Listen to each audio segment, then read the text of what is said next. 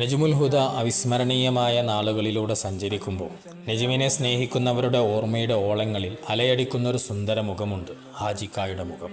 സ്വതവേ ഓജസ്സുള്ള ആ മുഖം ചിരിക്കുമ്പോൾ കൂടുതൽ പ്രശോഭിച്ചിരുന്നു.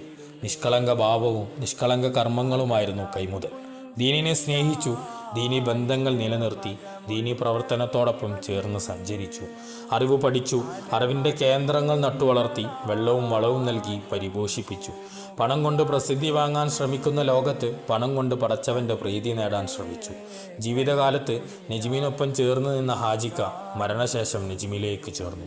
നജ്മിൻ്റെ സന്തോഷവേളയിൽ നജ്മിൻ്റെ മുഴുവൻ സ്നേഹിതരും ഹൃദയം തൊട്ട് പ്രാർത്ഥിക്കുന്നു ഹാജിക്കയ്ക്ക് വേണ്ടി, ഹാജിക്കയുടെ പരലോക സൗഭാഗ്യങ്ങൾക്ക് വേണ്ടി.